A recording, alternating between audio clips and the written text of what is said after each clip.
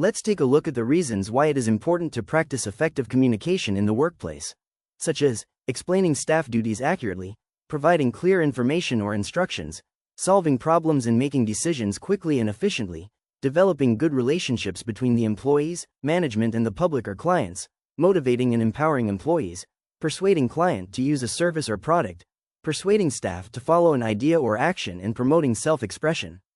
So what is the communication process? We need to ask ourselves the 5 W's. 1. Who? 2. Said what? 3. In which channel? How? 4. To whom? 5. With what effect? For example, sender, staff member, sends a message, meet me in the boardroom, via a channel, verbally, to a receiver, colleague, who gives feedback, yes, I will see you there in 10 minutes. 1. A sender, communication, transmitter is the person who usually starts the process.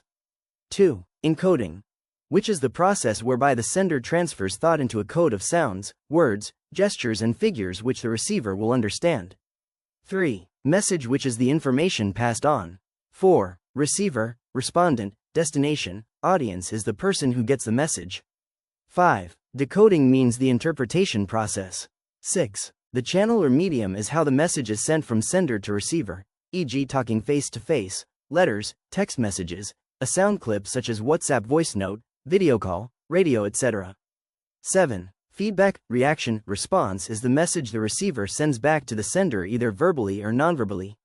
8. Noise, interference are the barriers to the process that can prevent correct interpretation of the message. The following are typical questions you can ask to establish the needs of your audience. Who are they? What is the size of the group? What do they expect from the communication? How much time do they have? Are they comfortable? Do they want to be there? Ensuring you understand your audience's demographic composition means you can pitch your message correctly.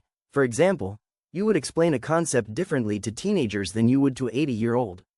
The size of the group may help you understand the level of formality expected. A presentation to 300 people is likely more formal than a small team meeting. Let's look at the different categories of communication. 1. Intrapersonal communication is the form of communication with oneself, for example, going over ideas with yourself out loud before a meeting. 2. Interpersonal communication is a form of communication between two people or small groups and is the most common form of communication that you would use most frequently in the workplace and in day-to-day situations. 3. Extrapersonal communication is a form of communication between a person and something that is not a person, whether it is an animal, a plant, or an object. In this type of communication, the sender does not expect verbal feedback. 4. Mass communication is communication between a sender and a large and personal audience who do not know each other. A message is transmitted from a form of mass media, e.g. internet, radio, television, or print media. Now let's look at formal and informal communication. It is important to know that your audience and the size of a communication group, as this will help you to decide on the most effective way to convey a message. Now, let's take a look at organizational structure and register. In a traditional hierarchical organization structure, general workers would probably address the chief executive officer, CEO, as Mr. or Mrs., as they would seldom have contact with him or her and would only know him or her on a formal basis. With the more modern functional organization structure, there will be more informal communication and informal register between employees. Managers and staff would interact across departments, and staff would generally be on a first-name basis with the CEO and senior management. Organizational structure and register. In this type of organization, general workers would probably address the chief executive officer, let's be good exposition and switch back, welcome back, CEO, as Mr. or Mrs., as they would seldom have contact with him or her and would only know him or her on a formal basis. The modern functional organization structure. In this type of organization, there will be more informal communication and informal register between employees. Managers and staff would interact across departments, and staff would generally be on a first-name basis with the CEO and senior management. Let's look at the different categories of communication, such as verbal and non-verbal communication. Verbal communication is either spoken communication or written communication. Spoken communication can be either in a face-to-face conversation or over a telephone, Skype, or other forms of voice chat, for example, in large companies, an intercom or public address system. Verbal communication can be either a one-way process where the sender does not expect feedback, questions, or interaction, or it can be two-way, where there is an exchange. While one-way interactions are also communication. Lasswell's model and other general concepts of communication implicitly rely on the exchange between two or more people. The following are examples of spoken communication in the business environment: meetings, interviews, client visits, presentations, training, giving instructions, solving problems, coaching, marketing a new product or idea directly to a client, talking on the phone via video call, e.g. Skype, WhatsApp video call, etc., making an announcement to staff over an intercom. Written communication can be directed either to a specific individual or to the general public, e.g., emails, instant messaging, Google Chat, Slack, Telegram or others, business letters, reports, notices, minutes of meetings, operational documents, employee guides, website information. The following are examples of written communication for the general public: press release, advertisements, annual reports, posters. Remember that some written communication can also be classified as mass communication, for example, books, magazines, and newspapers. Nonverbal communication, however, falls into three broad categories: 1. Visual, 2. Auditory, sound, 3. Touch. Visual nonverbal communication refers to facial expressions, gestures, and posture. Another aspect of visual nonverbal communication is proxemics, which is the distance or space that people create between themselves and others. Proxemics also influences how people sit in a meeting and how they arrange their desks in relation to other people in the office.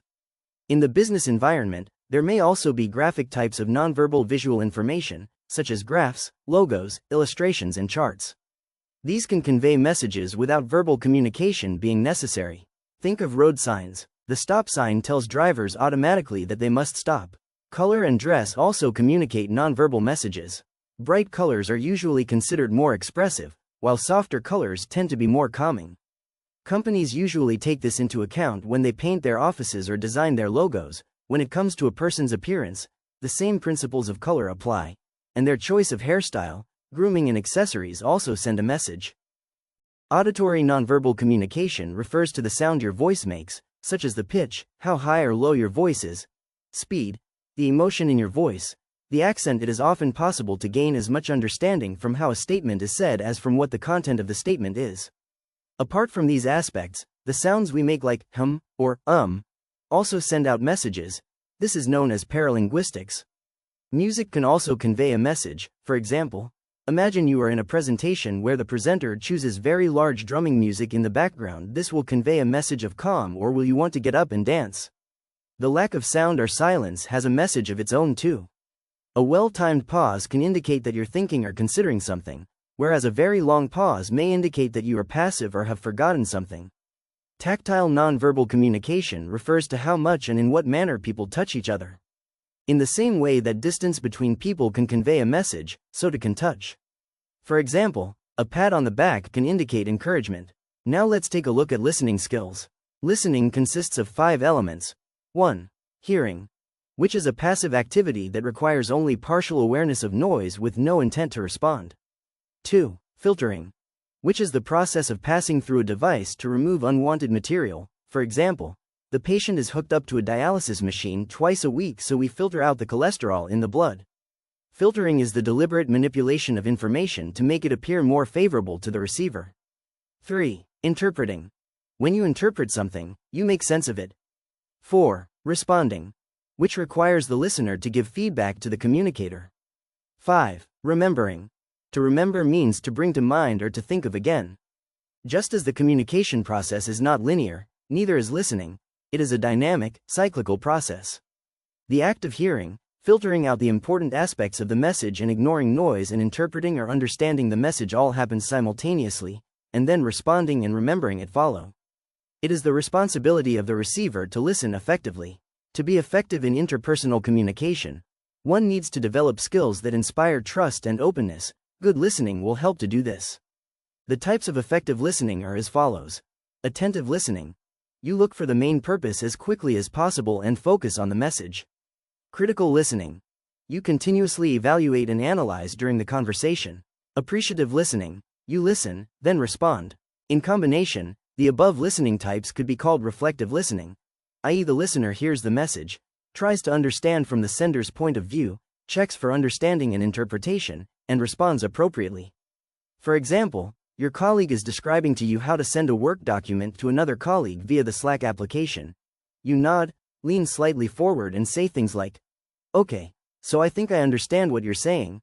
I need to click on this little icon to send the document, right?" In this example, the question asked is an indication of feedback. Giving feedback is another crucial aspect of effective listening. Feedback needs to be useful and specific, and it can be given in two ways. Verbally, by means of words like, "I see," "really," and "carry on," and by answering questions and making statements of involvement. Non-verbally, by means of body language like leaning forward and nodding, as well as facial expressions, eye contact and sounds like, There are also barriers to effective communication which fall into the following categories. 1. Physical. 2. Physiological. 3. Psychological. 4. Perceptual. 5. Semantic. 6. Intercultural. Physical barriers are actual noises that confuse or totally prevent a message from being heard correctly. For example, loud talking from another source, drilling, sirens, bad signal on a cell phone call, or an echoing on Skype. Physical barriers may also be literal, a wall, screen, or circumstance that adds noise and obscures the message. Even physical separation or distance can be a barrier in itself. For example, trying to signal to someone across a busy road. Physiological barriers by the sender or listener include disabilities that may impair hearing or vision. For example, if you have the flu and you have to attend a presentation, you may struggle to understand the message because you have a headache and cannot concentrate. Another example would be a deaf person struggling to interpret a mumbled message. Psychological barriers include attitude and emotions such as fear, anger, and anxiety. Remember that the sender or the receiver can create a psychological barrier if the sender is angry when sending the message. This can alter how the message is perceived and interpreted. For example, if a mother asks her child to calm down but says it in an aggressive manner, the child may respond in the opposite way. Perceptual barriers are created when people of different interests, backgrounds, training or experience, age, gender, personality or religion see things in a different way based on their individual perspective. For example, manager asks their staff to meet for a team building hockey game on a Sunday, but some people, based on their religion beliefs and background, see Sunday as a family day, so they do not want to participate. The manager may think that they are not enthusiastic about their work, but the choice of day is simply inappropriate for some staff members. Semantic barriers are created within the meaning of the actual words used in the communication situation or misunderstood.